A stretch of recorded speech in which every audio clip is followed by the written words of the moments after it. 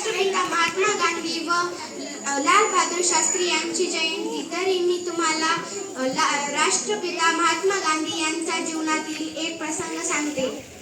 महात्मा गांधी एकदा आगगाडीतून प्रवास करत होते, तेव्हा एक त्यांच्या शेजारी बसलेल्या बाकावरचा व्यक्ती त्या दोन बाकाच्या मध्ये थुंकला। त्यानंतर गांधीजींनी एक कागदाचा कपडा घेतला व तो थुंक स्वच्छ केला व एका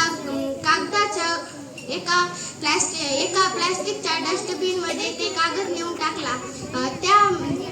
त्या बाकावरच्या व्यक्तीला खूप राग आला व तो गांधीजींकडे रागाने पाहत होता। त्यानंतर पुन्हा त्या व्यक्तीने पुन्हा थुंकलं। गांधीजींनी ते थुंकणं पुन्हा स्वच्छ केलं व प्लास्टिकच्या एका डस्टबिन मध्ये ते कागद टाकला।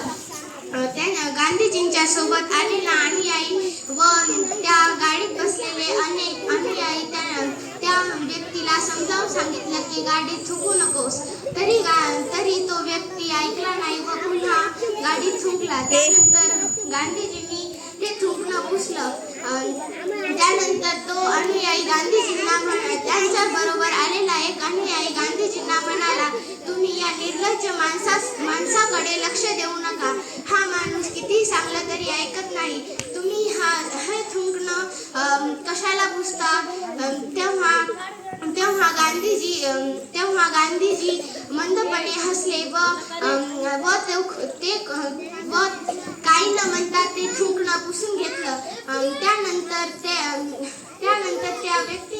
ते व्यक्ती जो थुंकत होता तो थुंकून थकला ओडसाळला व गांधीजींना त्यांनी माफी मागितली।